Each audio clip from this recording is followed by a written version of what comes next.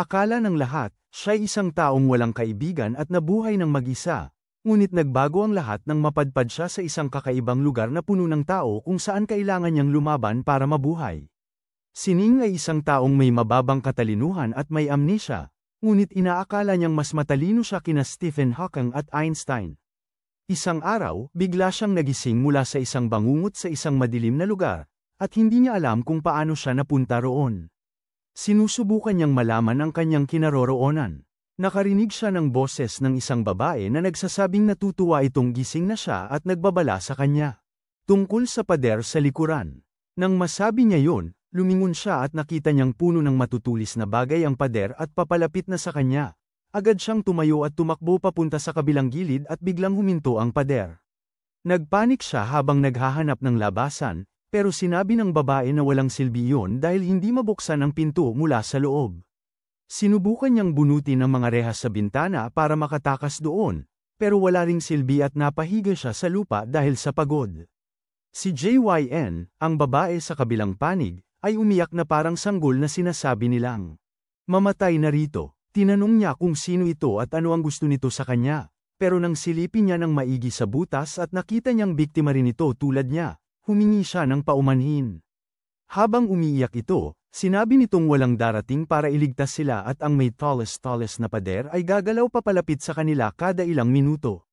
Sabi niya ay kumalma ito at gamitin ang palakol sa tabi nito para masira ang bintana at makalabas, pero sinabi nitong wala ng bintana sa gawin nito. Kaya naman, hiniling niya rito na ibigay sa kanya ang palakol para kahit papaano ay magamit niya ito para makalaya siya at tapos ay ililigtas niya ang sunod. Tumigil ito sa pag-iyak at malungkot na nagmakaawa na pangako niya na babalik siya para dito. Biglang gumalaw ang mga dingding sa gilid nito at nagsumamo itong tuparin ang pangako. Isinagawa niya ang isang matinding pangako at itinulak nito ang palakol sa butas, pero hindi ito dumaan. Hinailan niya ito ng buong lakas, pero hindi gumana. Kaya tinanong niya kung kaya nitong palakihin ang butas sa gilid nito, at pinalo nito ang pader ng may lakas. Saka napagtanto na gawa pala ito sa graphite at hindi madaling masisira. Sumuko siya at umiyak ulit, pero naiinis na si Ning sa mga pinagsasasabi niya at sinabihan siyang tumahimik para makapag-isip ng maayos. Tinangnan niya kung paano ito napunta roon, at sinabi nitong wala siyang alam kundi ang pagtulog niya sa tren at paggising na nasa isang bakal na higaan. Pagkasabi nun, may naisip siya at sinabihan ang babae na sirain ang higaan at ibigay sa kanya ang bakal. Tumayo ito at ginawa ang sinabi, iniabot sa kanya ang bakal sa butas. Agad siyang tumakbo sa bintana at binasag ito. Nasagip niya ang sarili niya sa huling sandali habang unti-unting sumisikip ang pader sa paligid niya. Habang lumilipas ang panahon, naalala niya kung paano siya naiwan mag-isa maraming taon na ang nakakaraan habang naghahiking. Nasugatan ng isa sa mga kasama niya kaya dinala niya ito sa isang kuweba at tinulungan sa mga sugat dahil doktor ang kanyang ama at natutunan niya ito sa kanya. Dumating ang iba pa niyang kasamahan at hinayla siya palabas para kausapin ng palihim. Sinabihan siya nitong kailangan na nilang umalis dahil sa snow, pero tumanggi siya dahil may kasama siyang sugatan at hindi nila maaaring iwanan ito. Narinig ng sugatang lalaki ito at sinigawan ng dalawa pang lalaki dahil sa pagtataksil. At sa huli iniwan siya ng dalawang lalaki at ng lalaking sugatan para mamatay, nag-iisa na lamang siya. Lumipas ang mga araw at ginawa niya ang lahat para mapanatiling buhay silang dalawa at inalagaan din ang sugat. Bilang pasasalamat, hinalikan siya nito, ngunit tinanggihan niya. Pagbalik niya matapos maghanap ng pagkain, laking gulat niya nang makitang iniwan na rin siya nito. Ngayon, ang tanging nasa isip niya ay kung paano siya palaging niloko ng mga lalaki noon at muling umiyak dahil iniwan na naman siya ni Ning, subalit laking gulat niya nang sirain nito ang bubong na kahoy at inabot ang kamay nito para tulungan siya. Hinawakan niya ang mga kamay nito at pareho silang nakarating sa labas, hingal na hingal. Bigla na lang, niyakap niya ito at sinabing natutuwa siyang nakabalik na siya. Ipinakilala niya ang sarili at sinabing nasa unang taon siya ng medisina bago itanong kung ano ang pangalan nito. Pero hindi ito sumagot at pinakiusapan siyang tumingin-tingin sa paligid. Napagtanto nilang hindi pa sila ligtas at bumaba sila mula sa bubong, napadpad sa balkonahe ng isang parola. May nakita silang metal na pinto sa sahig na papunta sa isang ilalim ng lupa na daanan at napagpasyahang subukan ito. Sining ang naunang bumaba at sumunod naman siya habang maingat silang bumababa gamit ang metal na hagdan. Habang bumababa sila, nakita niyang may ilang nawawalang baitang at tumalon siya pababa ng ilang hakbang, at sinabihan ng babae na gawin din yun, pero natakot siya kaya sinabihan niya itong sasaluhin niya. Tumalon ang babae at madali siyang nasalo, pero dahil dito aksidenteng nadulas sila at nahulog sa dagat mula sa hagdan. Naramdaman niyang muli ang bangungot ng pagkalunod pero ginayang siya ni Jean at binuhat siya paitaas. Lumipas ang oras at wala pa rin siyang malay kaya binuhat siya nito papunta sa isang silid sa ibabang palapag ng parola. Tiningnan niya kung may tao at binuksan ang ilaw, at nakakita ng isang nakakatakot na bangkay. Habang natatakot siyang nakatitig dito, may narinig siyang ingay sa likuran at dahan-dahan siyang lumingon upang makita ang isang lalaking may kahel na buhok na may hawak na kutsilyo at nagbabanta sa kanya. Sinabihan siya ng lalaki na bumalik at ihiga si Ning. Sinunod niya ang utos at nanginginig sa takot habang papalapit sa kanya ang lalaki. Tinanong siya nito ng mga simpleng katanungan at pagkatapos ay tungkol sa mami na nakaupo sa tabi nila. Sinabi niya sa lalaki na wala siyang alam tungkol dito at nahihirapan itong maniwala. Sinabi ng lalaki na baka tanungin niya si Ning at marahan itong tinapakan ang daliri ni Ning, kaya ito nagising dahil sa sakit. Tinanong niya si Ning kung kilala nito ang babae, at sumagot ito na hindi, at nagsimula si Jean. Umiiyak sila, kwento ng kwento kung paano sila pareho nakawala sa selda, bla bla. Banta ni Jiang, ang lalaking kahel ang buhok, nasasaksakin niya sila kung hindi susunod sa mga utos niya. Muntik na siyang mapatay kaya napahagulhol si Ning na hindi niya kilala si Jean at nagtataka kung bakit nagsisinungaling ito. Naalala niya ang pagbagsak nila at ang pag-uugali nito ngayon, at naisip niyang may mali. Tinatanong ni Jiang kung ano ang problema at ikinwento niya ang lahat ng nangyari. Sinabi niya kay Jiang na baka nasiraan ng ulo si Ning dahil sa pagbagsak kaya wala itong maalala. Sinabihan niya itong tumahimik, na hindi raw siya tanga para maniwala sa mga kwentong walang katotohanan nito. Nagmakaawa ito na palayain na sila nang sasaktan na niya si Ning. Tumigil siya at pumayag sa isang kondisyon, kung maipaliwanag nito sa iisang salita kung bakit isusugal ni Ning ang buhay para dito. Kinabahan ito dahil sa pag-ikli ng oras at halos mapatay na si Ning. Bigla nitong inilabas ang isang bagay at sinigawan siya upang tumigil bago itanong kung gaano katagal na niyang kilala ang matalik niyang kaibigan. Nag-alangan ito bago sumagot na 25 taon na, simula noong 3 pa lamang ito sa ampunan. Sabi niya ay tigilan na ang paligoy-ligoy at dumiretso na sa punto. Sagot naman nito, kung ang pagliligtas ng buhay ay nangangailangan ng matagal na pagkilala sa isa't isa, paano kaya kung tiyakin niyang sasagip din siya ng mga kaibigan niya kahit delikado? Tumahimik siya, at patuloy ang babae, na kung hindi naman ganoon, posible pa ring mailigtas ang isang tao kahit hindi magkakilala ng lubusan. Tumayo siya at sinabihan ang babae na tumahimik na, pero bago niya inilayo ang kutsilyo. Sinabi niyang gagawin ng mga kaibigan niya ang lahat para sa kanya at mali ito, pero inamin din niyang hindi naman iyon totoo sa lahat. Maya-maya, ikinwento ni Jean kay Ning ang nangyari kanina at kung paano niya ito nailigtas. Hindi niya mo-ari na talaga siyang gumawa noon at hindi niya rin matandaan ito. Tinanong siya ni Jong kung ano ang huli niyang naaalala at sinabi niyang nagbabasa siya ng magazine na Playboy noong ika-5 baitang. Sumuko sila at pumunta upang suriin ang mommy. Napansin ni Jean na mahalumigmig dito at tinanong kung paano posible na narito ang isang mommy bago niya hinawakan ang mga braso nito na parang piraso ng candy.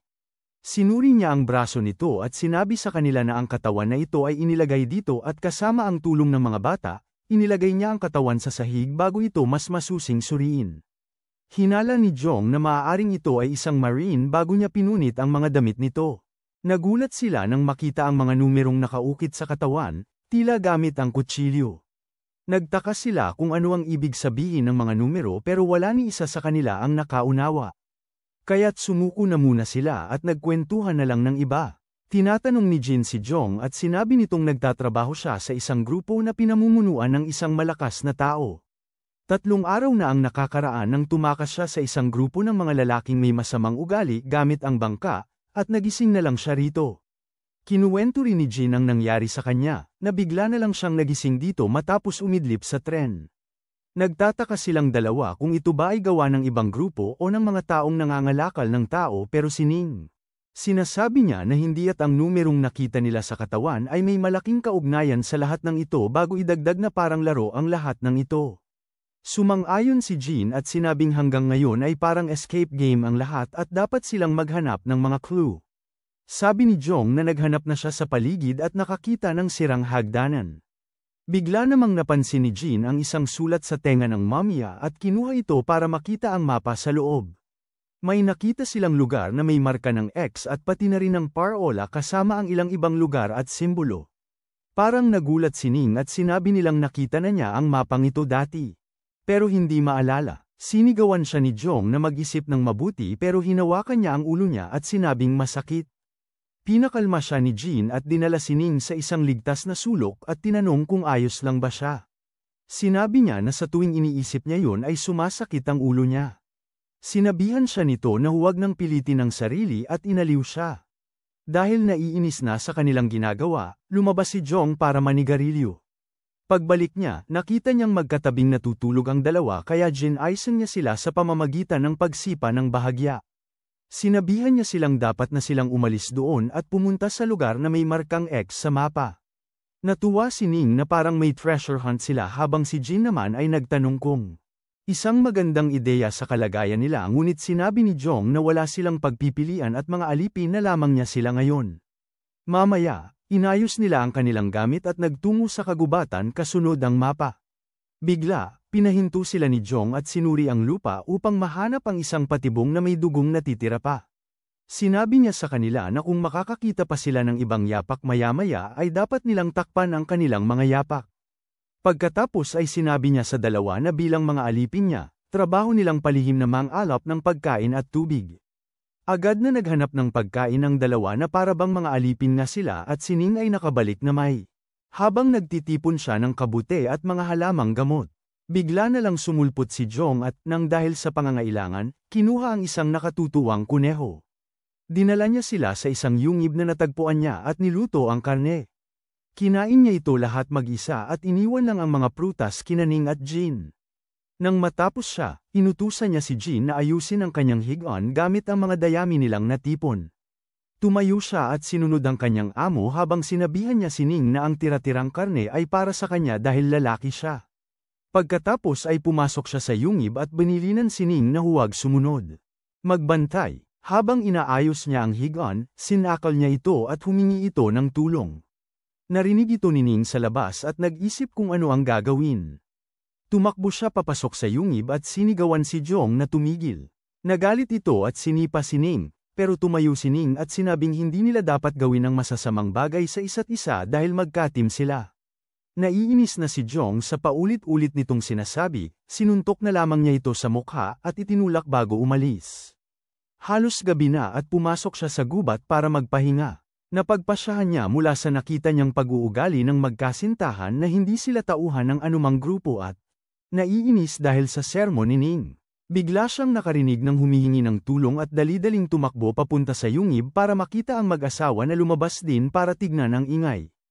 Pinakiusapan niya silang sumunod sa kanya habang tinutuntun niya ang pinagmulan ng ingay. Nakakita sila ng isang lalaking mukhang tumatakas sa isang tao at nakitang malapit ng mahulog sa patibong si Jean kaya babalaan sana niya ito. Pero tinakpan ni Ning ang bibig niya at pinigilan siya. Ipinaliwanag ni Jong na hindi nila makita ang humahabol sa lalaki at may kakaiba sa sitwasyon. Hula niya, ang humahabol sa lalaki ang malamang gumawa ng patibong sa unang pwesto at laking gulat nila, may nakita silang isang lalaki mula sa tribo na may hawak na palakol.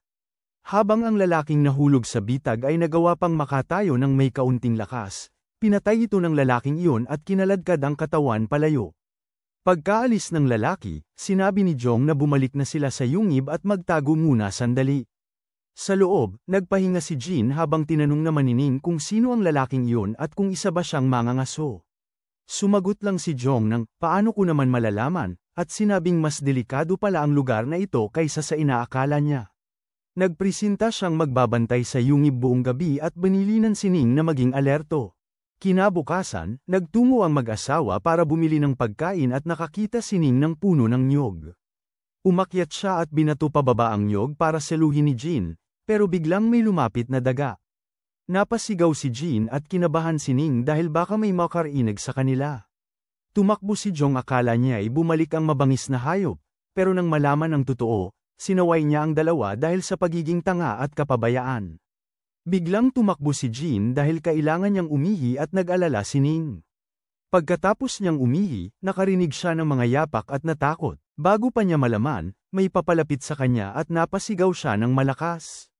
Narinig ito ng mga bata kaya dali-daling lumapit para tulungan siya. Pagdating nila, nakita nilang may dalawang lalaki mula sa tribo ang nakahawak at nakapigil sa kanya sa lupa. Gusto sana ni Ning na tumulong pero pinigilan siya ni Jong dahil delikado na. Habang akmang papatayin na ng isa sa mga lalaki mula sa tribo si Jaejin gamit ang palakol, nagdesisyon ang bata na lumaban na. Tumakbo si Ning para tumulong pero may bumaril sa ulo ng lalaking may palakol at namatay ito. Nakita iyon ng isa pang lalaki kaya tumakas. Yakap-yakap ni Jin si Ning pagkatapos noon. May isang lumapit sa kanila at nag-angat sila ng tingin para makita ang isang babaeng may dalang baril, malamang ang taong nagligtas sa kanila. Ipinakilala niya ang sarili bilang si Tracy, isang pulis, at sinabing magmadali sila dahil baka bumalik ang mga mas-asama. Sinabi niya na may kasama siya sa ibaba ng bangin at tinanong kung gusto nilang sumama. Tuwang-tuwa namang pumayag si Jean, sinabing, "More is marrier." Pinigilan siya ni Jong at tinanong kung nakapunta na ba ito sa Hong Kong, sinagot naman ito na hindi pa. Sinabi ni Jong na hindi rin siya nakapunta sa pero sigurado siyang nakita na niya ito kung saan. Walang pakialam na sinabi ni Tracy na baka may kamukha lang siya pero may paghihinala na ang grupo sa kanya. Yumuko siya para tingnan ang sugat ng lalaki at nakita niyang tinamaan ito sa likod, samantalang sa ulo niya dapat ang tama. Ipinagtaka niya ito dahil siya ay isang magaling na manabaril at imposibleng makaligtaan niya. Pero bago pa siya makapag-isip pa, bumalik ang mga kalaban at tumakbo ang grupo para maiwasan ang mga pana. Nagtago si Tracy sa isang hukay at nagsimulang magpaputok habang sinasabihan silang pumunta sa isang sapa sa kagubatan. Dinala ni Jong ang mag-asawa, na wala namang naitutulong, sa sinabi niya. Nagpahinga at naglinis sila malapit sa pampang ng pool, nagtataka kung bakit ang tagal ni Tracy. Babalik, sinabi ni Jong na patay na siya o kaya'y tumakas na bago binabalaan ang dalawang tanga na may iba pang tao sa isla at dapat silang maging maingat. Pinagbilinan niya silang huwag sabihin kaninuman ang tungkol sa mapa o sa code na natagpuan nila sa bangkay. Sinabi ni Jean na susundin niya ang sinabi ni Ning pero nagsalita ang anggas ng mga kalokohan tungkol sa antas ng pakikipaglaban na parang nasa video game sila bago pumayag na sumama kay Jong na humingi naman ng panata sa kanila na magtutulungan. Sa dramatikong paraan, nangako ang tatlo na magtutulungan at lalaban para mabuhay, na hindi magtataksil ang isa't isa kahit ano paman. Biglang bumalik si Tracy at sinabi sa kanila na kailangan na nilang umalis doon dahil konti na lang ang bala niya. Sa kanya sila pinasunod habang papunta sila sa mga kasamahan niya. Pagdating nila, ipinakilala niya ang dalawa sa mga kaibigan niya, sinabing sinalakay sila ng mga masasamang tao at naligtas niya sila matapos niyang maitaboy ang ilan sa mga ito. Tinawag siyang astig ng isang lalaki, samantalang sinabi naman ng isa na sayang ang bala niya sa pagliligtas sa mga estranghero. Nagalit si Jong sa lalaking yun at sinaway niya ito. Pero pumagitna si Tracy at pinagsabihan silang tumigil na sa pag-aaway. Sinabi niya sa kanya na kung gusto nilang sumama sa kanila ang kanyang team, dapat sundin nila ang kanyang mga patakaran at hindi sasaktan ang kahit sino sa kanyang mga kasamahan. Ngumisi si Jong bago pumayag sa kanyang mga patakaran bago makilala ang iba. Nagpakilala rin sina Jean at Ning pero nagulat ang lahat nang sabihin niya na nasa ika-5 baitang pa lang siya. Agad na iwinasto ni Jong na si Ning ay mayroong pinsala sa ulo at ang natatandaan na lang niya ay hanggang grade 5. Pagkatapos ay sinabi ni Tracy sa kanila ang kanyang natuklasan noong araw na yon. Nakakita siya ng isang napakalaking gusali na mukhang nakakatakot at sinabi ng isa sa mga lalaki na dapat nilang puntahan agad yon pero ang isa namang lalaki ay hindi sumang-ayon dahil baka maging kuta ng mga ligaw. Sumang-ayon din ang isa pang lalaki dito at sinabing dapat nilang iwasan yun hanggang sa makapagplano sila ng mabuti. Nagbotohan sila at nagtabla, si Jong ang nakasira dahil nagsabing kaway muna siya bago bumoto laban sa paggalugad sa lugar na yon. Sinisi siya ng isa sa mga lalaki dahil sa kawalan ng patas, pero sinabi lang niya na hindi siya lumabag sa anumang alituntunin, ginamit lang niya ang butas sa batas. Kaya sinabi ng lalaki na magbotohan ulit sila at nag-alok ng cheque na $10 milyon para sa sinumang kakampi sa kanya para galugarin ang lugar. Sinisi siya ni Jong ng pangsuhol pero hindi siya sumang-ayon at sinabing katulad iyon ng pangako ng isang politiko. Isang kapalit para manalo sa eleksyon dahil ginagawa niya ito sa harap ng lahat at hindi niya ito inaalok ng pribado. Ginagawang estratehiya ito at hindi suhol. Ngumisi si Jong na sinasabing siya rin ay may estratehiya at sinabi sa mag-asawa na botohan siya. Nang ituro ng lalaking si Ishigaki na kulang pa siya ng isang boto, sinabi niya na simula ngayon, sino mang boboto sa kanya ay bibigyan niya ng $30 milyon. Tutol si Tracy na wala siyang ganyang pera kaya sinabi niya na babayaran ito ni Ishigaki dahil gusto niyang matalo siya sa botohan kaya hindi siya mag-aalala. Nagbayad ng dagdag, maya-maya ay nagpaboto sila at syempre nanalo si Jong, at isa sa mga kasamahan nito ang lumapit kay Ishigaki at humingi ng bayad kung gusto nitong sumama sa paggalugad sa malaking gusaling iyon. Kinabukasan, nagtungo silang lahat sa lugar at habang naglalakad sa kagubatan, sinabi ni Jong na may gusto siyang pag-usapan ng pribado kay Tracy. Sinabi ni Tracy na pwede naman nilang pag-usapan doon mismo, pero pinilit ni Jong na sila nalang dalawa at nang tumanggi pa rin ito, bumulong si Jong sa tenga ni Tracy. Pagkatapos noon, sinabi ni Tracy na tumigil na ito at hinayla si Jong sa gilid para makapag-usap ng pribado habang ang iba nagtataka kung ano ang nangyayari. Bigla na lang niya itong sinapak sa pisngi at bumalik sa grupo na sinasabing obra na ito. Tumawa lang ito at sinabing tama siya at babawi siya.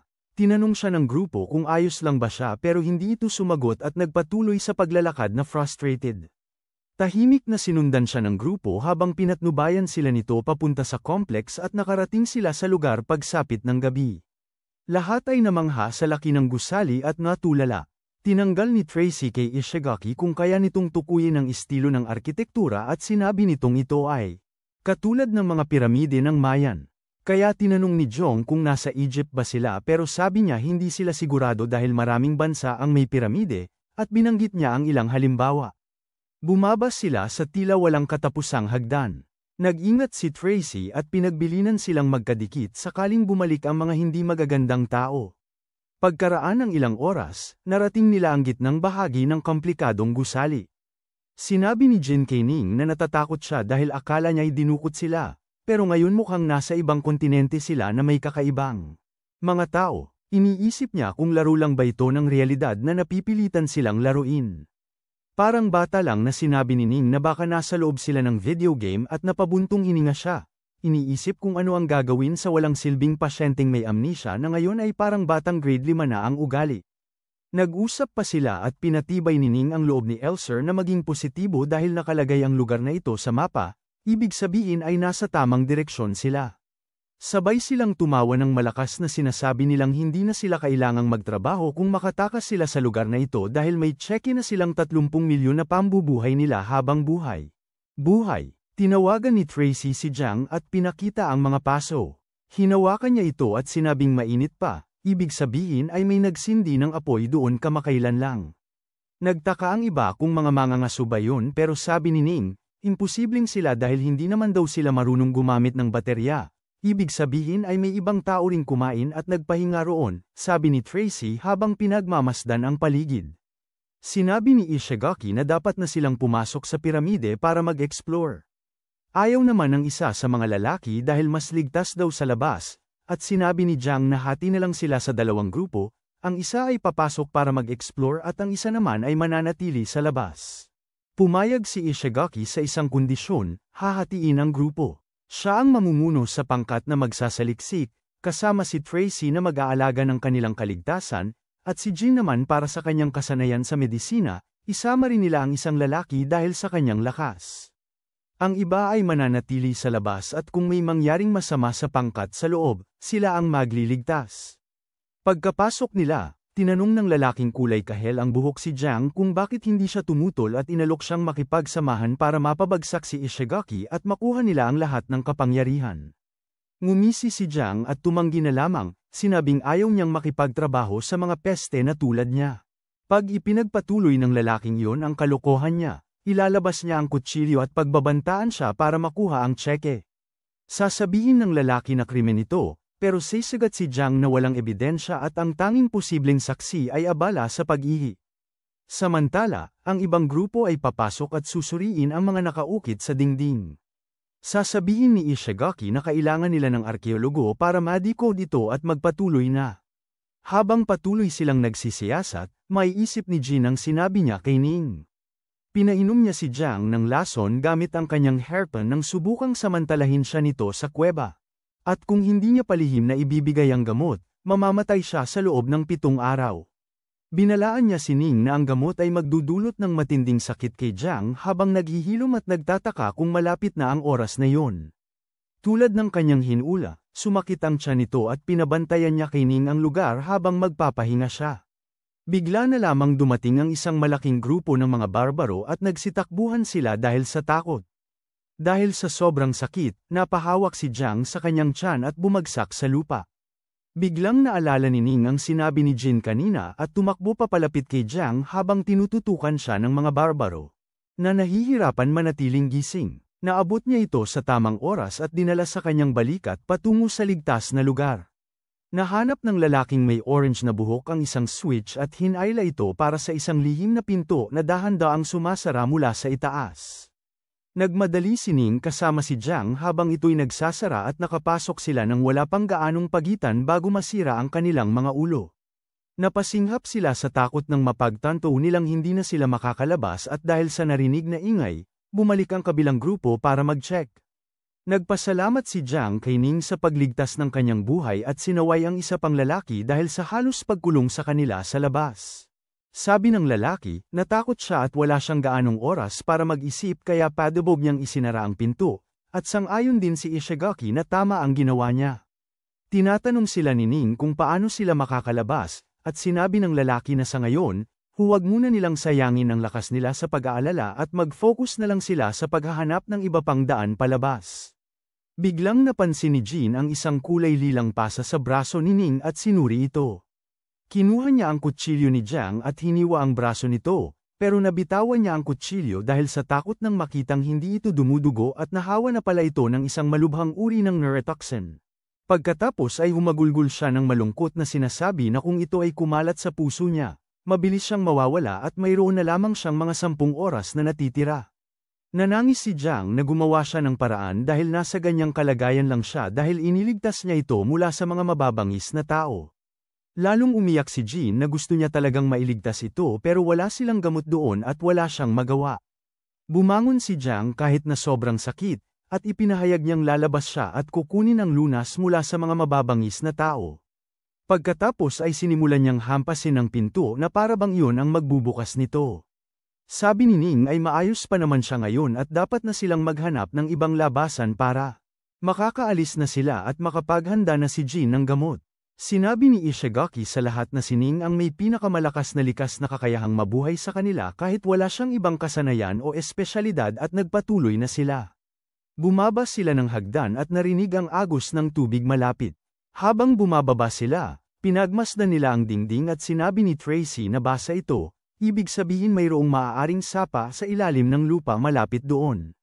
Sa wakas, may nakitang liwanag sa dulo ng hagdan at inakala nilang labasan yun pero laking gulat nila nang makarating sila roon at makitang isang pasilyo pala na lubog sa tubig.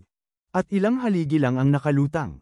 Napahawak si Ning sa ulo niya, sinasabing masakit na naman at parang nakita na niya ang lugar na ito dati. Bigla nilang narinig ang isang humihingi ng tulong at nagtaka kung may iba pa palang tao sa loob bukod sa kanila. Turo ni Jiang na galing sa tubig ang ingay at pumunta siyang tignan. May nakita silang 4 na tao sa tubig at mukhang nawala ng malay ang isa. Humingi ng tulong yung lalaking buhat sa taong nawala ng malay at sinabing hindi na niya kaya pang buhatin. Tanong ni Ishigaki kung sino sila at paano sila napunta sa tubig, at sinabi nung lalaking dilaw ang buhok na gaya rin sila ng mga ito na bigla na lang napunta rito at magsasalita pa sana kaso, ang tubig. Unti-unti nang tumataas ang tubig. Nanawagan siya ng tulong at nangakong magsasabi ng lahat kapag nakalabas na sila. Nang makitang nagdadalawang isip pa rin ang mga ito, sinabi niyang kaya ng propesor na nasa bisig niya ang basahin ang sulat ng mga mangangaso at alam din nito kung saan ang labasan. Sinabi ni Jiang na dapat nilang iligtas ang grupo at kumuha ng lubid kay Jin pero masyadong malayo para maitsa.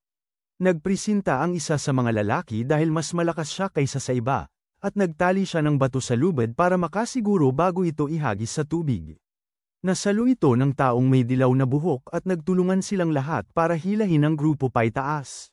Maya-maya ay nagawa nilang maabyutan ang grupo at maihiga ang lalaki sa lupa.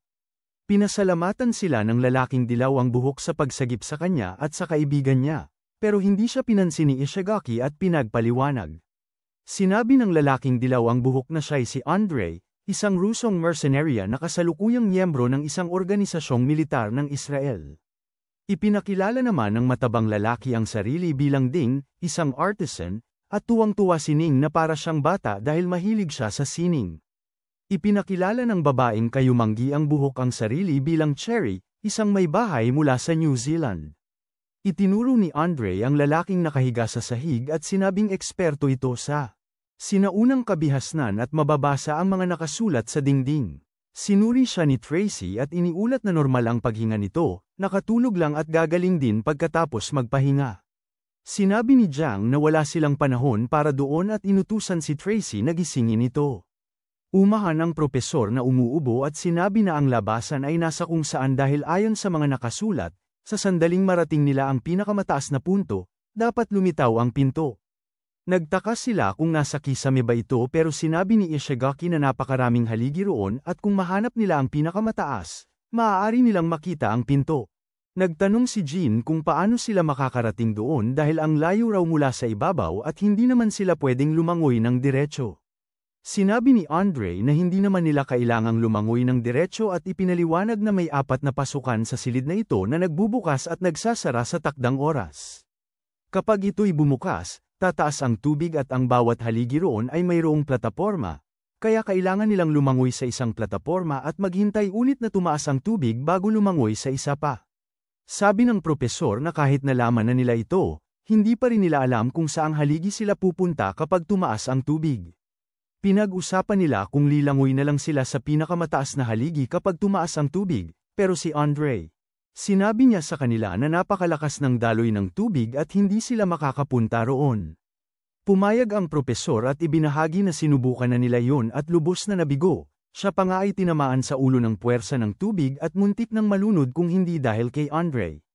Habang nag-uusap sila, bumukas ang mga lagusan at mas maraming tubig ang lumabas, tinatakpan ang karamihan sa mga haligi. Sinabi ni Andre na mayroon silang 10 minutong pagitan sa bawat pagbuhos ng tubig at dapat nilang piliin kung aling haligi ang pupuntahan bago ang susunod na pagbuhos. Sabi ni Ning na napakasimple noon at dapat lang silang dumaan ng diretso, paliwanag. Na maraming haligi roon at dapat nilang simulan sa 2 haligi na nasa diretsyong linya sa harapan nila. Natulala sa kanya ang propesor na parang namamangha sa kanyang katalinuhan at sinabi sa iba na tama siya. Pinlano nila na sa loob ng 5 minuto ay aabot ang tubig sa unang haligi at doon sila lalangoy, at ang mga susunod na haligi ay pawang 10 metro ang taas kaysa sa nauna kaya kailangan nilang maghintay ng 2 pag-angat ng tubig para makarating sa susunod na haligi at ganun din ang gagawin nila sa mga susunod pa. Ibig sabihin, sa loob ng 1 oras ay dapat na marating nila ang pinakamataas na haligi. Naghati sila sa mga grupo kung saan ang pinakamalakas ang unang aakyat sa mga haligi at hihila ng isa-isang iaangat ang pinakamahina gamit ang lubid. Ang may orange na buhok ay nangangatwira na ang huling angat ay mas mapanganib ang kalagayan at nagmungkahi ng pagbunot para sa ayos, pero si Jin ay hindi sumang-ayon, na sinasabi na kung ang pinakamahina, si Ning, ang huli, ay hindi ito makakaligtas. Sumagot lamang siya na wala siyang pakialam kung mamatay si Ning. Nagalit si Jiang at sinipa siya, sabay hawak sa kutsilyo niya. Pinigilan siya nina Andre at Tracy at itinutok sa kanya ang mga armas nila. Nagbabala si Ishigaki na huwag saktan ang mga kasamahan at sinabing wala silang ibang pagpipilian kundi ang magbunot para sa ayos ng pag-angat. Sa kasamaang palad, si Cherry ang nakakuha ng numero 8, ibig sabihin siya ang huling aakyat, at nilapitan siya ni Tracy para aliwin. Pero nagpresenta si Ishigaki na pumalit sa kanya, siya na ang huli at si Tracy na ang mauuna. Nagpasalamat si Cherry at sinimulan na ng grupo ang plano. Nang umabot na ang tubig sa kanilang antas, nagsimulang lumangoy, at si Andre ang unang umakyat sa susunod na haligi. Pagkatapos ay ibinaba niya ang lubid at tinulungan ni Ishigaki si Cherry na hawakan ito. Hinayla ni Andre si Cherry paitaas habang sina Jang at ang isa pa ay umakyat na mag-isa. Sunod ay hinayla nila si Tracy at nagpatuloy sa iba. Susunod na si Jean, pero hinayaan niyang mauuna si Ning bago siya sumunod. Dalawa na lang ang natitira, ang mataba at si Ishikagi. Habang hinihila nila ang mataba, nakarinig sila ng panginginig at napagtanto nilang magsisimula na ang susunod na pagbuhos ng tubig. Pagkatapos ng matinding pag-ayala, naiahon nila ito, si Ishikagi na lang ang natira. At bago pa may bato ni Andre ang lubid, bumuhos na ang tubig at nagpanik ang grupo pero somehow, nahawakan ni Ishigaki ang lubid. Pinaghirapan nilang mahayla siya pataas laban sa agos ng tubig, saktong-sakto bago pa mahuli ang lahat. Nagpahinga sila saglit at tinalakay ang lugar. Sinabi ng propesor na ang arkitektura nito ay gawa ni Gulan para sa pagsubok ng lakas at lakas ng loob. Tinanong ng iba kung ano yun at ipinaliwanag niya na nasa Timog Amerika ito, isang misteryoso at sinaunang sibilisasyon.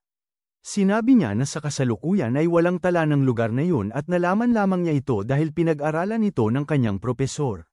Ang mga Gulan ang kaaway ng mga Maya at sa panitikang Maya lamang may tala tungkol sa mga ito. Tinanong ni Ishigaki kung nangangahulugan yun na nasa Timog Amerika sila at sinabi niyang posible yun bago banggitin na may isang lugar na halos kahawig nito na nakatala sa sinaunang panitikang Maya. Pagkatapos ay kinausap niya ang mga nakaukit sa pader na sinasabi niyang wikang Gulan at binubuo lamang ito ng 20 letra. Tinanong ni Ning kung ang mga barbarong yun ay sinaunang Gulan, at sinabi ng propesor na hindi. Ikinwento pa niya ang nalaman niya, na ang mga Gulan ay napakatalino at may nagsasabing immortal pa nga. Nagtinginan silang lahat na gulat at nagtataka kung paano sila napunta roon. Tinanong ni Ishigaki kung paano kaya natalo ng mga Mayan ang mga Gulan noon, pero malungkot na sumagot ang propesor na hindi naman pala, isang araw na lang, bigla na lang nawala ang isla at ang mga Guleng naninirahan dito. Sumakit ulit ang ulo ni Ning at sabi niya narinig na niya ito dati pero hindi niya maalala. Tandaan, inaaliw siya ni Jean na huwag mag-alala dahil malapit na silang makalabas at makakahanap ng lunas para sa kanya. Biglang bumuhos ulit ang ulan at nagsimulang lumangoy sila papunta sa susunod na haligi at tulad ng dati, umakyat sila gamit ang lubid. Binabati nila ang isa't isa dahil sa pagtutulungan at dahil sa pagiging mas mahusay nila. Bigla namang may napansin na gate ang mataba at itinuro ito sa iba. Nagtataka ang propesor kung paano nangyari yun dahil hindi pa naman sila nakakarating sa pinakamataas na bahagi. Inulit niya ang nakasulat na ang sinumang makarating sa pinakamataas na haligi ay ipapakita ang daan patungo sa altar. Sabi niya, ito na ang totoong labasan at dagdag panining, kung makarating man sila roon, 5 lang na metro ang kailangan nilang akyatin o kaya'y maghintay na lang sila ng susunod na malakas na ulan para lumangoy. Si Andre naman ay nagbanggit ng mga sinabi ng mga Ruso at sinabing mas mabuti na sundin na lang nila ang orihinal na plano. Sumang-ayon din si Ishigaki na kahit totoong labasan yon, maaaring hindi ito mabuksan hanggat hindi sila nakakarating sa pinakamataas na bahagi. Pero binanggit ni Ning na pagdating nila sa pinakamataas na plataporma, darating na naman ang malakas na ulan na magpapailalim sa kasalukuyang lugar, pati na ang pinto. Lahat sila ay sang-ayon na sa panibagong pag-ulan na ito, halos imposible nang makarating sa labasan. Binanggit ni Tracy na basa ang hallway na pinanggalingan nila, ibig sabihin ay may tubig na dumaan doon at malamang ay may sirkulasyon. Hula ni Ishigaki na kapag umabot na sa isang tiyak na level ang tubig, maaktibo ang isang drainage system. Sabi ni Tracy na una nilang aakyat ang mataas na plataporma, at dagdag ni Andre na kung ganoon, doon na sila lalangoy para marinig agad ang tunog, ingay, sinasabi. Nagkasundo silang lahat sa plano at nagtungo sa mataas na plataporma, si Andre ang nauna. Inihayag niya na may gate doon at sinimulang hilahin pataas ang iba. Nang umaakyat si Zhang sa plataporma, gaya ng dati, aksidente siyang natisod at nahulog dahilan. Ang isa pa ay nadapa rin. Sumigaw si Andre sa kanila na dali-daling umakyat at hinayla muna si Cherry papunta sa plataporma. Nang makita niya ang pinto, natulala siya at lumapit dito, at napansin ang isang marka ng kamay. Habang umaakyat si Tracy, nakita niya si Cherry na hahawakan na ang pinto kaya sumigaw siya na huwag gawin yon. Pero huli na at naitulak na niya ang pinto dahilan para ito'y bumaligtad at napunta siya sa kabilang panig. Bigla namang bumukas ang pinto sa ibabang plataporma at nagtaka ang lahat kung ano ang nangyari. Umakyat silang lahat at pinag-usapan ang nangyari at nagtataka kung ano na ang lagay ni Cherry dahil lubog na lubog ang pinto sa ibabang plataporma. Plano nilang hanapin ang pinto at iligtas siya, pero sabi ng propesor hindi mangyayari yun dahil ayon sa mga nakasulat dito, kailangan mag-alay ng sarili ang isa sa mga mandirigma para mabuksan ang pintuan papunta sa altar. Nagulat sila at nag-isip kung ano ang susunod nilang gagawin at sinabi ni Ishigaki na ang pintuan sa ibaba ang tunay na labasan dahil ito ang bumukas nang dumaan si Cherry. Tinatanong nila ang propesor kung paano sila makakarating doon dahil lubog na ito at sinabi ng propesor na kapag pinindot na ang button, hindi natataas ang tubig, ibig sabihin hanggang susunod, ia-activate ang drainage system at bababa ang level ng tubig. Nagbigay ng ideya ang isa pa na dahil siya ang pinakamabilis lumangoy, siya ang mauuna at magse-secure ng lubid sa ligtas na lugar para makapitan silang lahat habang lumalangoy. Pumayag silang lahat dahil wala na silang ibang pagpipilian at sinunod ang plano. Nang ma-activate ang drainage system, lumikha ito ng pag-ikot ng tubig at mahigpit silang kumapit sa lubid para mapanatili ang balanse. Nahirapan si Mataba na kumapit sa lubid at halos sumuko na. Unti-unting nawawala ng malay. Habang nawawalan siya ng malay, naisip niya kung gaano siya katinding nabuli noong bata dahil sa pagkautal. Nang panahong yun ay dumating ang maestro at binigyan siya ng pag-asa, na sinasabing siya rin ay nagkaroon ng pagkautal noon ngunit hindi na ngayon. Dahil ito sa kanyang pagsusumikap at patuloy na pagsasanay upang malagpasan ito, at ipinapayo rin niya sa kanya na gawin ang gayon din. Ang alaalang ito ang nagpapalakas ng kanyang loob at hindi siya sumusuko, kapit na kapit sa pag-asa. Sa wakas, nakarating sila sa plataporma at dali-daling dumaan sa pinto. Umabot sila sa isang madilim na pasilyo at may nakita silang kakaiba. Sinuri ito ng propesor at sinabing balat ng ahas yun, at base sa balat ay maaaring nasa 100 taon na ito. Tumingin-tingin si Ishigaki at nakakita ng mga buto ng tao sa paligid, at komento niya na ang lugar na ito ay napakatalikod. Bigla na lang nagsasalita ng kung ano-ano sining at sinabi ni Jean na mataas ang lagnat nito kaya kailangan nilang maghanap ng lunas agad. Tutulong si Andre na buhatin siya nang biglang pinagmasdan ni Tracy ang harapan, at natagpuan nila ang altar pero wala namang indikasyon na mas malapit na sila sa labasan. Nagmadali si Jiang na maghanap ng anumang palatandaan para sa labasan kahit may pagtutol ang iba. Sinundan din siya ng iba at nakarating sa tuktok ng altar kung saan may nakitang gate. Nagbabala ang propesor sa lahat na maging maingat dahil baka may mga bitag at nagsimulang magmasid. Ang mga sulat sa dingding.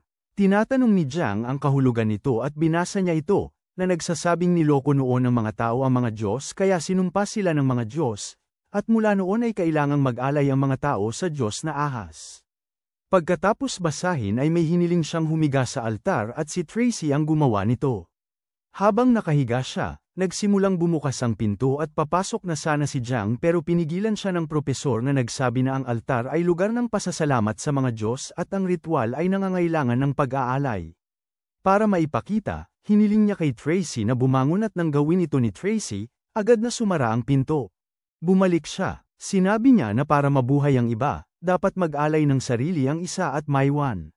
Tanong ng isa pa kung pwede bang maglagay ng bato sa altar para mabuksan ang gate at nagkasundo silang subukan.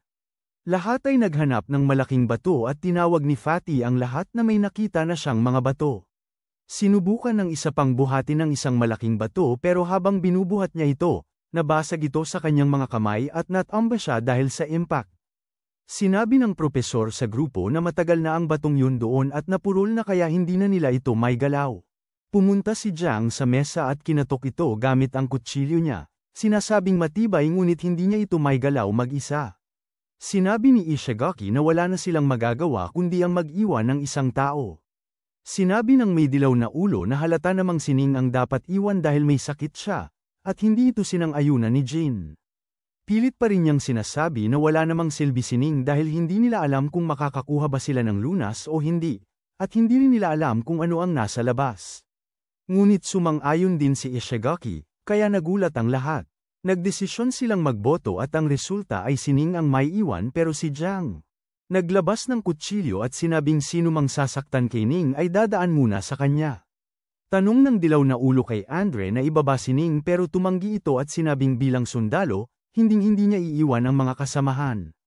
Lumapit naman si Jiang sa dilaw na ulo at pinagsusuntok ito ng husto, sinasabi na dapat siya ang maiwan. Wala nang nagreklamo ang iba at iniwan na nila ito para makatakas sa pinto. Tumakbo sila sa madilim na pasilyo, nag-aalangan kung tama ba ang daan. Habang tumatakbo, iniisip ng propesor kung gaano kahusay ang pag-unawa ni Jiang sa kalooban ng tao at kung paano niya. Alam na alam niyang ayaw ng lahat sa dilaw na ulo at ginamit niya ito sa kanyang kalamangan. Mukhang alam din niya na hindi makikialam si Tracy maliban na lang kung gusto na siyang patayin ito. Nahanap nila ang pintuan palabas at binuksan ito para makalabas na rin sa wakas. Nagdiwang ang lahat at nagpasalamat sa isa't isa habang si Jin naman ay naghanap ng mga halamang gamot para sa lunas. Sabi niya, kadalasan ang lunas ay nasa tabi ng lason kaya baka malapit lang ito sa lungga ng ahas. Inihiga nila si Ning sa lupa habang sinusuri siya ni Jin, sinasabing humihina na ang epekto at kailangan lang nitong magpahinga ng kaunti pa. Tumutulong si Jiang kay Andre sa pagbubuhat ng mga bato para makabalik sila at mailigtas ang dilaw na ulo habang ang iba naman ay naghahati-hati sa iba't ibang gawain. Maghahanap ng pagkain sina Fatty at ang isa pa. Magbabantay si Tracy sa lugar habang sina Ishigaki at ang propesor ay gagawa ng mga armas gamit ang mga sanga ng puno. Samantala, nagising ang dilaw na ulo sa altar at napansin niyang wala na ang lahat. Pagkatayo niya, biglang sumara ang labasan at napaiyak siya sa takot, sunod-sunod na pinapalo ang pinto na parang may magagawa iyon. Bigla siyang nakarinig ng ingay sa likuran at may nakita siyang napakalaking bagay na umahan mula sa likuran at sumisigaw ng saklolo. Si Ning naman, sa wakas ay nagising at dahan-daang iminulat ang mga mata. Sinabi nitong masakit ang ulo kaya sinabi ni Ishigaki na magpahinga pa ito. Habang patuloy sina Andre at Jiang sa kanilang ginagawa, nakarinig sila ng mga sigaw ng saklolo at nagtaka kung may nangyaring masama sa loob. Samantala, ibinahagi ni Jin kung gaano siya kasaya dahil gumana ang gamot ng makaupo na si Ning. Bigla nilang nakita si Fatty na mabilis na tumatakbo papunta sa kanila at sa likuran nito ay isang malaking ahas na mabilis na humahabol. Sabay-sabay silang tumakbo para makaligtas habang si Tracy naman ay parang Tarzan na sumisalag at binaril ang ahas. Iniligtas si Mataba, tinanong niya kung anong nangyari sa isa pa, at sinabi ni Mataba na nadulas ito sa bangin habang tumatakbo. Patuloy pa rin silang hinahabol ng ahas pero buti na lang at dumating si Jiang sa tamang oras at sinipa ito palayo. Tumayo ang ahas na galit at sumugod kay Jiang, pero nakaiwas ito at sinaksak ang ulo ng ahas gamit ang kutsilyo. Napailing ang ahas at nahulog si Jiang sa bangin. Umiyak si Ning at akmang tatakbo papunta kay Jiang, pero pinigilan siya ni Ishigaki na sinabing may lawa sa ibaba kaya't makakaligtas ito. Bigla na lang umalis ang ahas at nagtaka sila kung dahil ba ito sa malubhang pagkasugat nito. Sa ilalim ng bangin, nakaligtas si Jiang sa pagbagsak at dali-daling tinungo ang isa pa mula sa lawa. Pinapalakas niya ang dibdib nito at ang isa ay nagising na umuubo ng tubig. Habang nagpapasalamat ito kay Jiang, may napansin ito sa braso at itinuro iyon. Muntik na niyang bunutin ang napakalaking lintes sa braso nito, pero pinigilan siya ng isa, na sinabing kailangan ng apoy. Kaya't kinuha niya ang lighter at sinunog yun, na sinasabing natakot siya ng husto. Subalit, isa pang linta ang kumapit sa balikat ng isa, kaya't hinubad nito ang damit. Nabigla si Jiang sa dami ng mga linta sa katawan nito at inalis ang lahat. Isa-isa, nagpasya silang hanapin ng isa't isa bago pa sila mapahamak. Bigla na lang may mga lilang bula na lumulutang sa paligid nila at sinabihan siya ng kasama na huwag hawakan, pero ginawa pa rin ni Jiang ang kabaliktaran at sinundot ang mga bula. May nabuong matamis na amoy at pareho silang biglang bumagsak sa lupa. Samantala, ang iba sa grupo ay naglalakad sa kagubatan at nakakita rin ng mga lilang bula. Nagbabala si Jin sa iba na huwag itong hawakan at sinabing ito ay nagmula sa nakapipinsalang hangin sa lambak. Nang mga sandaling yon, nakita ni Ning sina Jiang at ang kasama nitong nakahiga at dali-daling lumapit sa kanila. Napansin ni Fatty ang mga bakas ng dugo sa likod ng isa, pero sabi ni Jin mga linta lang yon, wala daw dapat ikabahala sa ngayon. Maya-maya ay tumayo na silang dalawa at sinalubong naman ni Ning si Jiang ng mainit na pagbati. Nagtipon-tipon ang grupo at tinalakay ang mga nangyari. Tiyak na napaharap sa panganib ang lalaking dilaw ang buhok, at ngayon ay nag-iisip sila kung ano ang gagawin. Iminungkahi ni Ishigaki na maghanap muna sila ng makakain dahil isang araw na silang walang kain. Bigla na lang may lumipad na palaso malapit sa kanila at napapalibutan na naman sila ng mga ligaw. Nagposisyon sila para sa depensa habang papalapit ang mga ligaw at nagsali naman ang propesor. Kung ano ang sinasabi nila. Mukhang hinihiling ng pinuno ng mga katutubo na manatili muna sila sa lugar at nagpasya ang propesor na ito na ang panahon para makipag-ayos. Tinanong ng pinuno ang propesor kung paano niya napag-aaralan ang kanilang wika habang ang grupo naman ay nagtataka kung paano nakakapagsalita ang pinuno ng mga katutubo ng kanilang wika. Tinanong ng pinuno kung ano ang koneksyon nila sa lalaking may isang mata na nakakapagsalita rin ng gulan at nagulat ang propesor na may iba pa palang nakakaalam ng wikang ito bukod sa kanya. Sinabihan siya ng pinuno na magsalita o kaya'y kakainin siya at sinabi ng propesor na hindi niya alam kung sino ang tinutukoy ng pinuno. Sabi ng propesor na natutunan niya ang wika mula sa kanyang guro na namatay na maraming taon na ang nakararaan, pero nung nabubuhay pa ay isa siyang bulag sa isang mata. Habang naglalakad ang grupo, pinag-uusapan nila ang mentor ng propesor na nakapagtapos ng 2 kurso, arkeolohiya at medisina. Sinabi ni Ming kay Jiang na nangangalay na ang kanyang braso at pinag-usapan nila kung dadalhin ba sila ng mga katutubo sa kanlungan nila. Sinabi ni Jiang na tiningnan na niya ang mapa at ang lugar ng mga taga-baryo ay nasa dinadaanan din nila. Pagkatapos ay bumulong siya kay Ning na kapag dumating na ang tamang panahon, sila'y magsasama-samang tatakas. Tanong ni Fatty sa propesor kung paano kaya napunta rito ang mentor niya gayong patay na ito.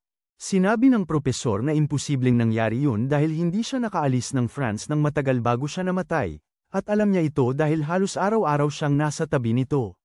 Sinabi ni Tracy na huwag masyadong mag-alala at ituon na lang ang pansin sa gawain.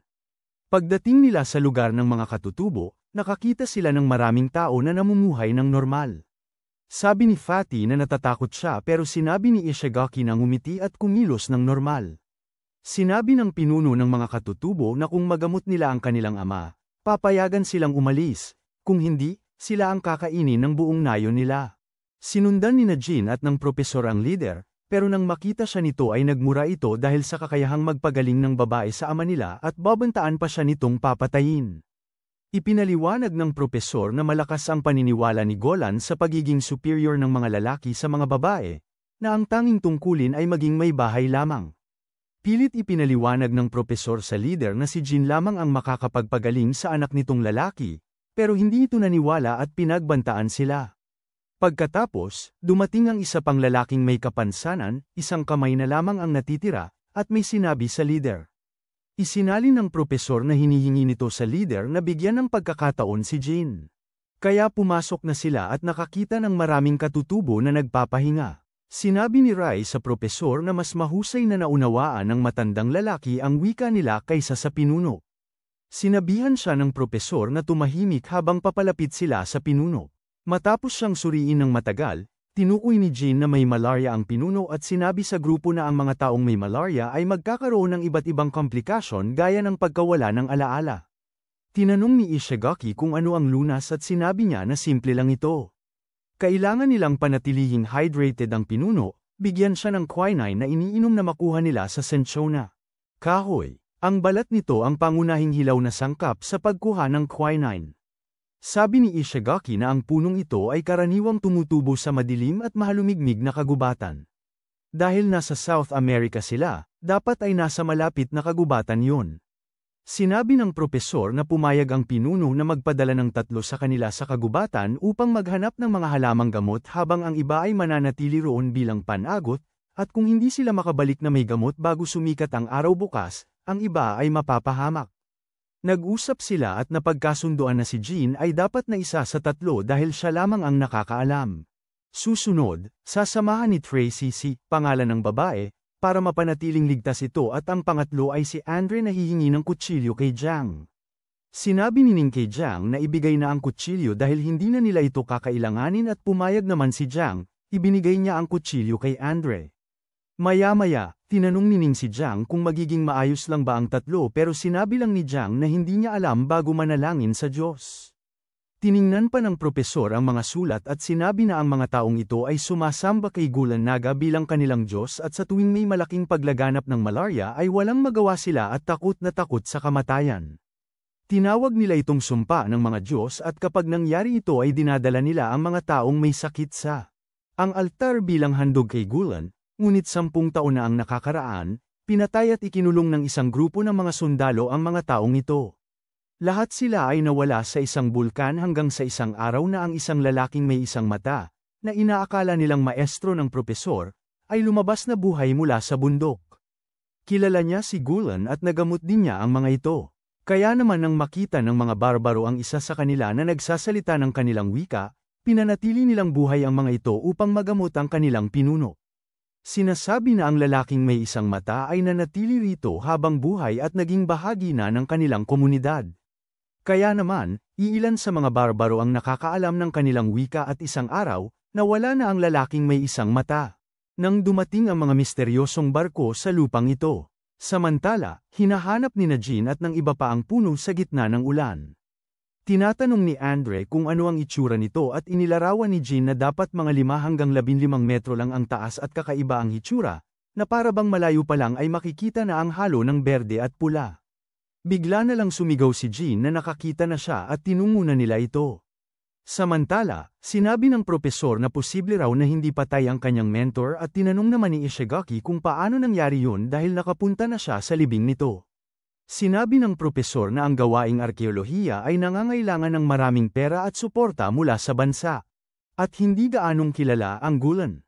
Kaya't nasira ang pag-aaral hanggang sa isang araw na muling binuhay ng kanyang mentor ang proyekto at nang tanungin niya kung sino ang nagpondo nito. Sinabi ng kanyang mentor na isang pribadong organisasyon na mayroon siyang kasunduan at itinago ang iba pang detalye. Bahagi ng kasunduan ay ang pagbibigay ng dugo pagkamatay. Kaya't hindi sinunog o inilibing ang katawan at sa halip ay kinuha ng organisasyon. Ngunit ngayon ay pinaghihinalaan na niya na buhay pa ang kanyang mentor at posibleng nagpanggap lamang na patay gamit ang kanyang kaalaman sa medisina. Naaalala niya na 2 taon bago ang pagkamatay ng mentor ay dinalaw niya ito at nadatnan niyang aso na nakahiga sa lupa, patay na, at nang sabihin sa kanya yon, mukhang hindi siya gaanong nabahala. Sa halip, nag-inject siya ng kung ano sa aso at sinabing kaya ng modernong gamot na kontrolin ang buhay at kamatayan, at ang aso naman ay parang walang nangyari. Sinabi niya na nag-eeksperimento siya sa gamot na makapagpapanggap na patay, at nang tanungin kung bakit, sinabi lang niyang para sa kasiyahan. Nakarinig nito si Ning, at may naisip siya, na ang sagot sa pagkamatay ng kanyang mentor ang susi sa kanilang kasalukuyang problema kung bakit sila dinala roon. Tinatanong niya kung sino ang misteryosong organisasyon na nagpondo sa gamot na pampanggap na patay at kung sino. Ang mga sibilisadong taong nauna sa kanila at ano ang ginawa nila sa bulkan.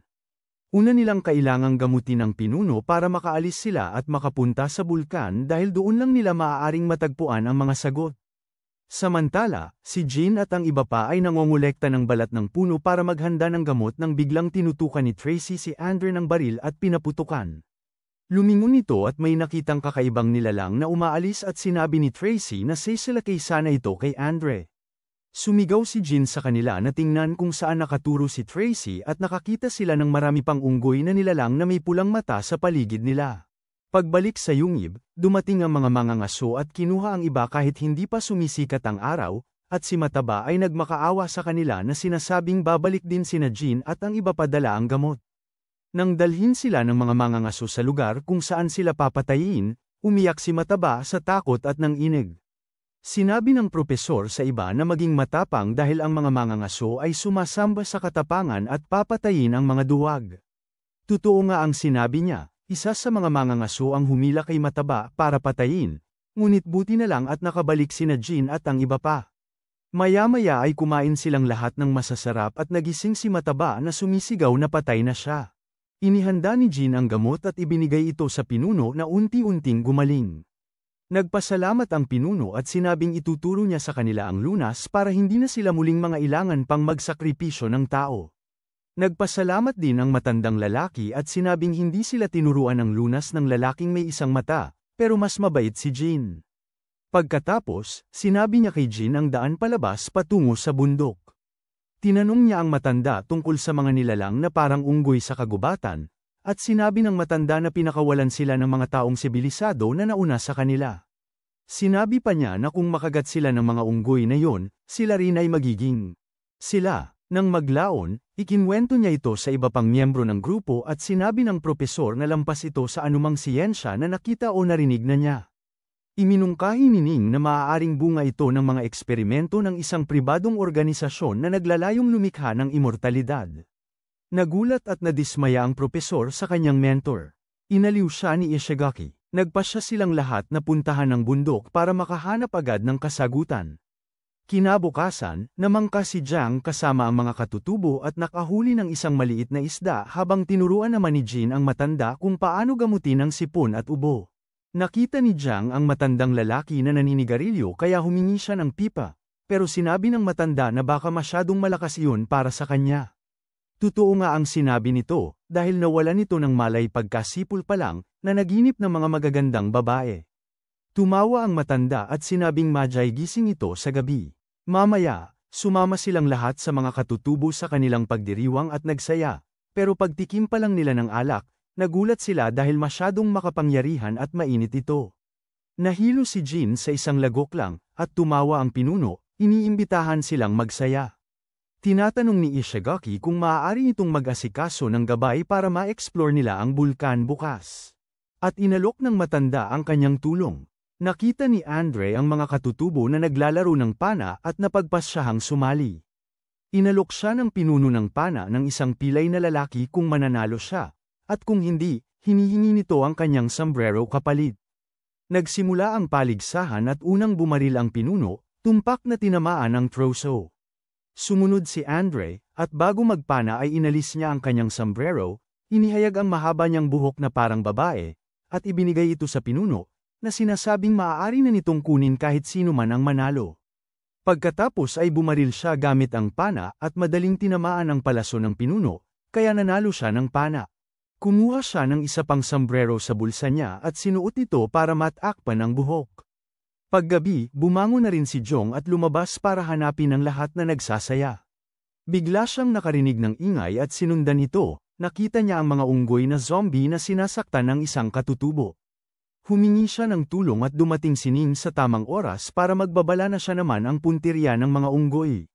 Dumating din ang leader at si Andre, pinagbabaril nila ng pana ang mga unggoy na yon. Nang lalapitan ni Jin ang nasugatang katutubo, pinigilan siya ng matanda at sinabing huli na dahil malapit na itong maging isa sa mga unggoy. Buhat-buhat ng leader ang sugatang katawan ng ligaw at dadalhin niya ito upang hatiin bago ilibing, para kahit maging zombie monkey ito ay hindi na makakawala. Pero bago pa magawa ng leader, nagising ang sugatang ligaw at kinagat ang kamay nito bago makatakas. Nang makarating ang iba at magtanong tungkol sa kamay niya, sinabi niya na nadulas siya at nasugatan. Hinanap ng ibang mga ligaw ang sugatan habang ginagamot ni Jin ang kamay ng leader. Sinabi niya rito na parang saksak ang sugat kaysa gasgas, at umiwas ito ng tingin. Sabi naman ni Ishigaki na dapat na silang umalis patungo sa bulkan at sinabi niyang nakaipon na siya ng sagana ang pagkain nila Andre, sapat na para sa isang linggo. Tinanong ni Ning ang matandang lalaki, maliban sa kanya, kung may iba pang nasaktan ng mga unggoy na zombie, at sinabi nito na ang iba ay namatay na lahat, pati na ang anak niya. Nahawa rin siya, pero agad na pinutol ng lalaking may isang mata ang kamay niya bago pa siya tuluyang magbago. Kaya siya buhay ngayon. Kinabukasan, nagpasalamat ang grupo sa mga taga-bundok habang paalis na sila patungo sa bulkan, at humingi ng paumanhin ng matanda dahil hindi niya sila masasamahan tulad ng pangako niya. Nakarinig sila ng ingay at nagtanong kung ano ang nangyayari. Sinasabi ng matandang lalaki na may bagong pinuno silang ihahalal ngayon at inaanyayahan sila. Pero nang mag-atubili sila, naging nakakatakot siya at wala na silang nagawa. Sa seremonya, nakita nila ang dating pinuno na sinaksak ang sarili para mangolekta ng dugo sa isang mangkok at ininom ito ng bagong pinuno para maging ganap. Bigla na lang tumawa ng malakas ang matandang lalaki na parang baliw at sinabing kung kakain ang laman ng unggoy na zombie, mabilis ang pagkalat ng impeksyon at agad silang magiging ganoon din. Ibinunyag niya na ang bagong pinuno ang gumawa noon sa anak niya at ngayon, naghiganti na siya sa pamamagitan ng paggawa ng pareho rito. Totoo ito, agad na umikot ang leader at naging unggoy na zombie. Nagtakbuhan ang lahat dahil sa takot habang ang matandang lalaki ay tumawa ng parang baliw na may luha sa mata. Si Mataba at ang propesor ay tumakas sa gubat na hingal sa pagod. Pinag-iisipan nila kung ano ang nangyari sa iba dahil nagkahiwa-hiwalay sila sa gitna ng kaguluhan. Sabi ng propesor, kung pupunta sila sa bulkan, baka magkita-kita sila roon. Bigla silang nakarinig ng ingay at halos mapatay sa takot, pero sining lang pala. Pinag-usapan nila ang sitwasyon at nakarinig sila ng mga yapak kaya nagtago sila sa likod ng mga palumpong. Nakita nilang tumatakbo si Jean at susugod na sana sila, pero aksidente siyang natapilok sa mga lubid at agad na hinabol ng mga mangangaso. Pumayag ang mga mangangaso na huwag siyang patayin dahil nakatulong siya sa kanila laban sa utos ng kanilang pinuno. Tinuro nila ang direksyon ng bulkan at pinagbilinan siyang magmadali. Hindi nila nakita si Ke sa pinagtataguan nila hanggang sa makalipas ang ilang sandali dahil hindi naman sigurado kung pagbibigyan din sila ng mga mangangaso tulad kay Rin.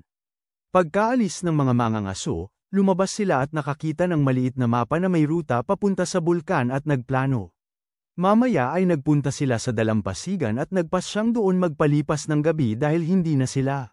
Halika rito. Habang nag-uusap sila, bigla na alala ni Ning ang isang pangyayari noon.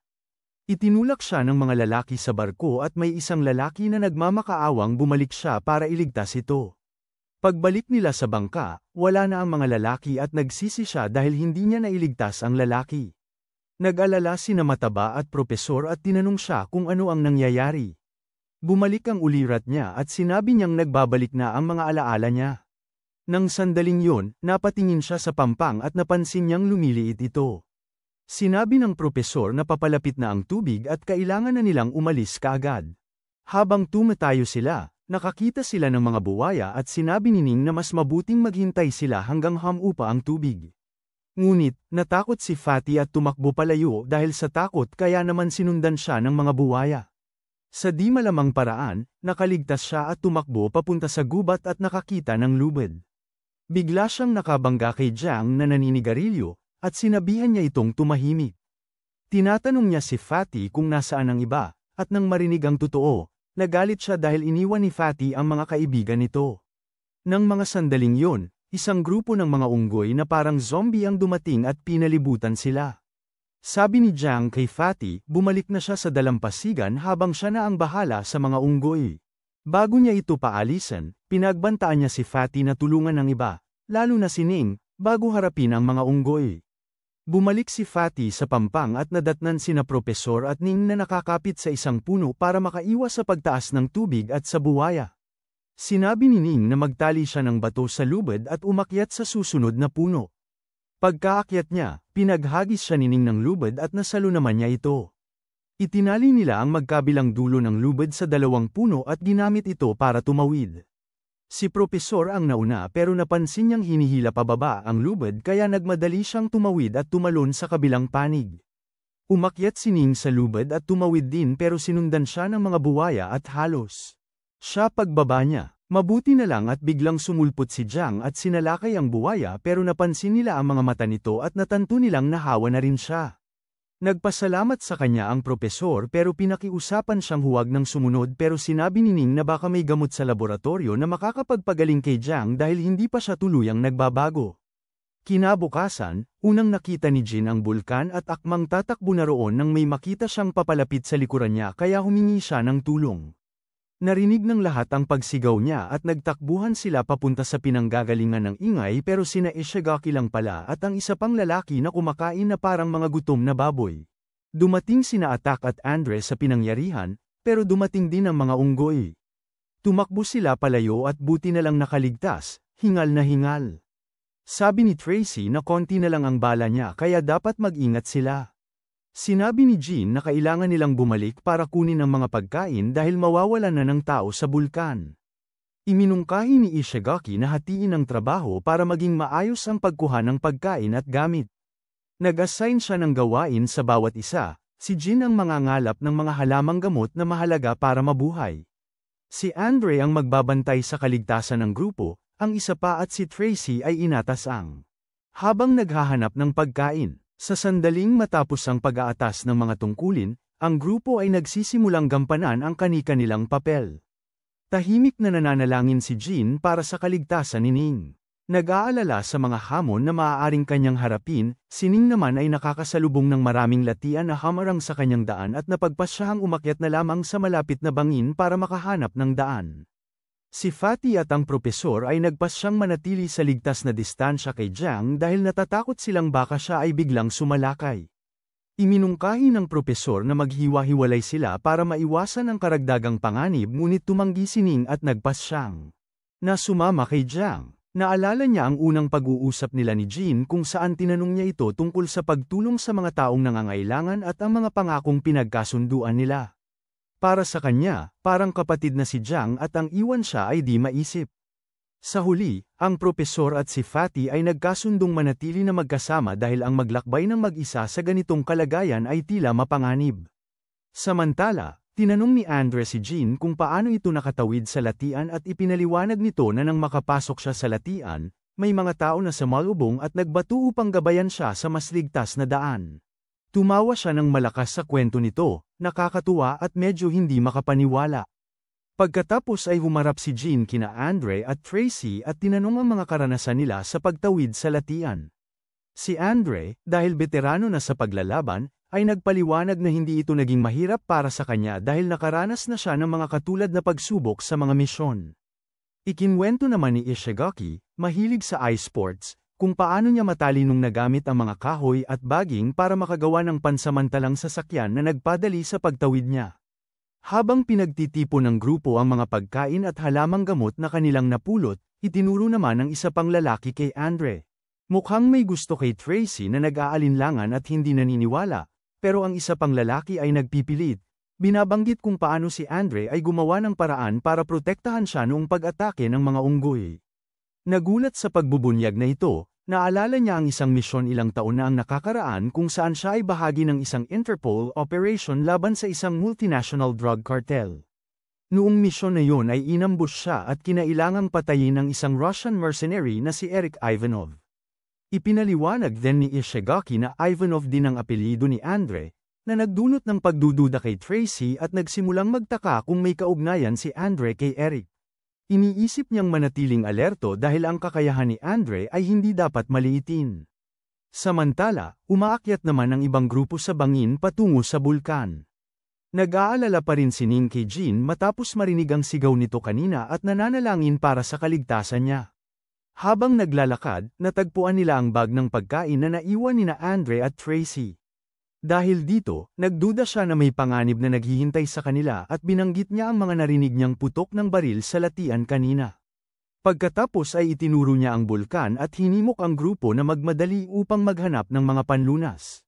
Dahil labis siyang nag-aalala kay Jong at gusto niyang masiguradong matutulungan agad ito.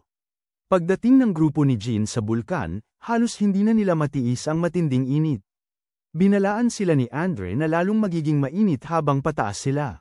Iminungkahi ni Jean na magpahinga muna sila at uminom ng tubig. Ngunit habang nagpapahinga, napagtanto nilang wala si Ishigaki at nag-aalalang tinawag nila ito. Nagdesisyong hanapin siya ni Andre mag-isa, pero di nagtagal ay narinig din nila ang boses ng isa pa, ngunit nawala na rin ito. Nagduda si Tracy kay Andre na humantong sa mainit na pagtatalo ng dalawa. Ngunit ang pagtatalo nila ay naantala nang marinig nila ang sigaw ni Jean at dali-dali silang nagtungo upang tulungan siya na natagpuan nilang nalulunod sa putik. Nakuha naman nila ito at di kalayuan, natagpuan din nila si Ishigaki na walang malay. Ang ibang grupo naman ay nakarating na malapit sa bulkan at nakaramdam ng pagkahilo at pagkaligaw si Jong, nahihirapan siyang makasabay sa grupo. Pinalakas ng loob siya ni Ning at iminungkahi ang pagligo sa malapit na mainit na tubig para maibsan ang kanyang nararamdaman. Napansin naman ng propesor ang saganang geothermal resources ng lugar na ikinagulat niya. Ngunit, habang naliligo, ang propesor ay nagsimulang manginig ng walang kontrol sa kabila ng init at lumala ang kanyang kalagayan. Naghihinala si Ning na baka malaria ito at naalala niyang may gamot si Jean, kaya naman nagmadali siyang hanapin ang grupo nito. Samantala, inaasikaso ni Jean ang walang malay na si Ishigaki at nauubusan na sila ng pagkain dahil aksidenteng nahulog ni Ishigaki ang kanilang baunan sa tubig. Nagpas siyang maghanap ng pagkain sina Andre at Tracy, pero nagpumilit sumama ang isa dahil sa bili ni Ishigaki na huwag iwanang mag-isa si Tracy kay Andre. Pinagtiyak ni Tracy sa kanya na walang dapat ipag-alala at umalis na kasama si Andre. Sa ibang lugar, nakakita si Naning at Fatty ng lumulutang na mansanas sa tubig, na nagpapalagay kay Fatty na maaaring nagkukulang sa pagkain ang grupo ni Jean. Nakatagpo sina Tracy at Andre ng isang likhang taong tunnel sa loob ng kuweba at sinundan nila ito hanggang sa makarating sa isang tawiran patungo sa mukhang isang pasilidad pananaliksik. Napagpasyahan nilang magsiyasat pa. Naghiwa-hiwalay sila at nakatagpo si Tracy ng isang electric breaker. Binuksan niya ito at pumasok sa pasilidad. Sa loob, natuklasan niya ang isang underground power station at biglang sumara ang pinto sa kanyang likuran. At isang lalaki sa isang sasakyang pangkonstruksyon ang tila umaatake sa kanya. Nakapagtago at nakaligtas siya sa mga pag-atake nito, akala niya si Andre ang umaatake. Hinahanap nila ang pinagmulan ng kaguluhan, sina Mataba at Ning ay sumusunod sa mga ingay papunta sa pinangyarihan. Samantala, nakarinig si Andre ng putok ng baril at nagmadali papunta sa pinagmulan ng ingay habang patuloy na nilalabanan ni Tracy ang umaatake, at nakapagpaputok siya ng isang bala dito. Naglalaban silang dalawa, akala nila ay sila ang umaatake sa isa't isa at si Ning ay dumating sa tamang oras para pigilan sila. Pinigilan niya ang away sa pamamagitan ng pagbabantang itatapon niya ang pagkain sa kanyang kamay kung hindi sila titigil. Ngayon, na napagtanto ang kahalagahan ng pagkain, tumigil na sila sa pagtatalo at pag-aaway. Samantala, hinihintay ni Jean na magising si Ishigaki at nang magutom na ng sobra ang lalaki, binigyan niya ito ng huling mansanas niya, na sinabing mas kailangan nito yun kaysa sa kanya. Kumain ito ng kalahati ng mansanas at iniwan ang natitira para kay Ishigaki. Nang makita ito, nakaramdam siya ng matinding emosyon at sinabi niyang mabait talaga ang lalaki, at sinabi naman nito na tinuruan siya ng kanyang lalong Budista na maging mabait sa kapwa. Maya-maya pa ay dumating si Naling at ang iba pa dala ang pagkain. Pinakain nila si Ishigaki, na wala pa ring malay, at ikinwento ni Ling kay Jean ang tungkol kay Yang na unti-unti nang lumipat ang tingin sa unggoy na parang zombie at sa propesor na mukhang may malubhang sakit. Nag-alala ang lahat kay Yang at sa virus. Iminungkahi ni Ling na unahin ang propesor, pero sinamahan siya ni Jean at Andre para matulungan ang dalawa. Pumunta silang tatlo sa yungib kung saan iniwan ang mga pasyente, pero wala na sila roon.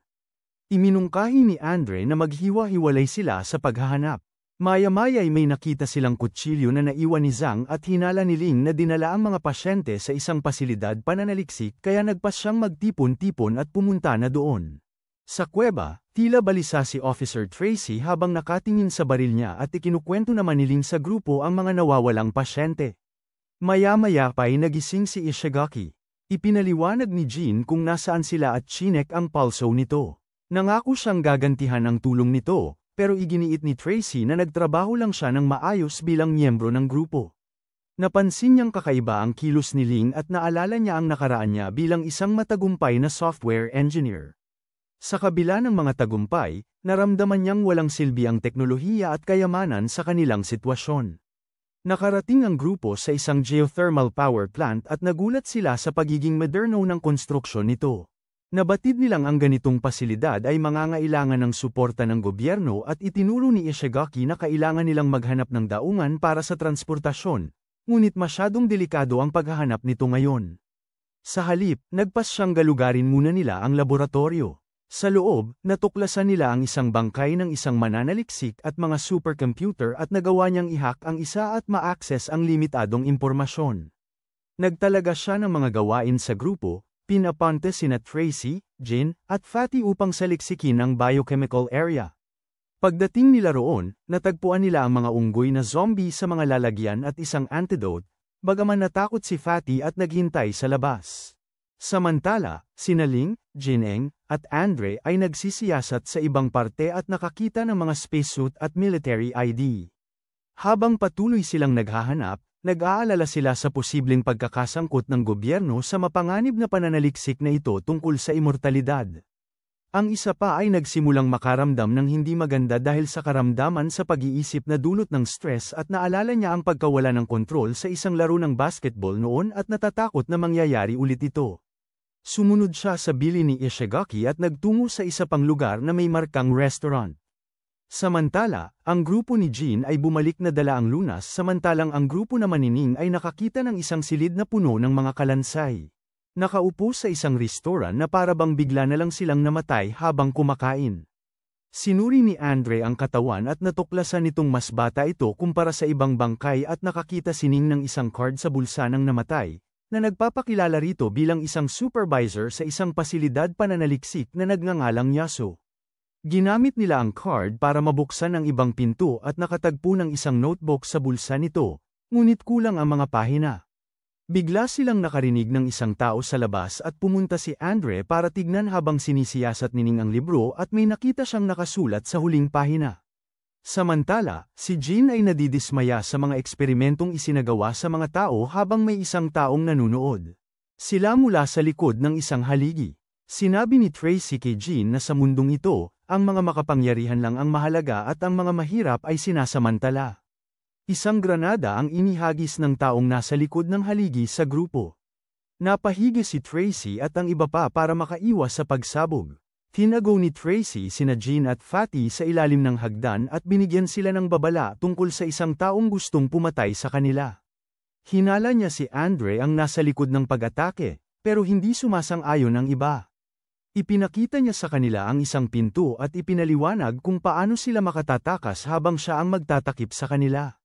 Si Fatty, na may hawak ng access card, ang naunang sumubok tumakas kahit delikado.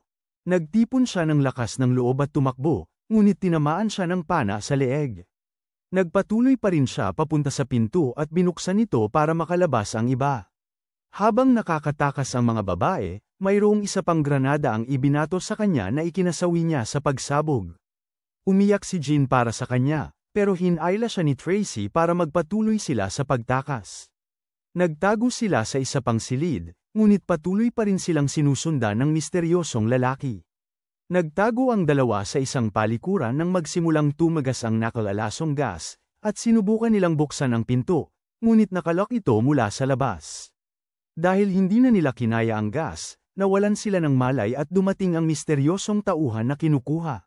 Sila, samantala, sina Mataba at ang isa pa ay nakarating sa control room at tinanong si Ishigaki tungkol sa sitwasyon. Ibinunyag niya na si Andre ang nasa likod ng mga pag-atake at dinadala ang mga babaeng nawalan ng malay gamit ang isang kariton. Naniniwala si Ishigaki na kumikilos si Andre nang hindi nahahalata at nasa monitor siya. Nakita nila na kontrolado niya ang sitwasyon. Napagpasyahan ni Ning na hanapin muna nila ang kinaroroonan ni Andre bago umatake. Binigay niya ang notebook na may mga numero kay Ishigaki, na naniniwala na ito ay maaaring password sa isang supercomputer. Ipinasok niya ang mga numero, na nagbukas ng mga lugar na dati ay hindi maa-access. Biglang sumulpot ang isang scanner mula sa lupa, kailangan ng pag-scan ng kamay para sa pangalawang antas ng pag-verify. Kailangan ng marka ng palad ng supervisor para makapasok, at kung hindi ito isasagawa, mawawasak ang sistema. Nagpanik ang isa pang lalaki pero binigyan siya ni Ning ng plano. Inutusan niya itong tumakbo papuntang cafeteria at kunin ang kamay ng supervisor, dahil 10 minuto ang aabutin ng isang ordinaryong tao, pero dahil atleta siya, maaari niyang gawin yun sa takdang oras. Nahaharap ang isa pang lalaki sa maraming pagsubok habang tumatakbo. Pero dahil sa pagpapalakas ng loob ni Ning at Ishigaki, nagpatuloy siya. Sa cafeteria, nagpumiglas siya pero kalaunan ay naitakbo niya ang katawan ng supervisor papunta sa control room. Doon niya nakita si Andre na nakatayo sa kanyang daraanan pero hindi siya tumigil at nakarating siya sakto sa oras para mailagay ang kamay sa scanner. At dito nagtatapos ang ating video, maraming salamat sa panunood. Paki-like at subscribe kung nagustuhan mo ang content. Hanggang sa muli.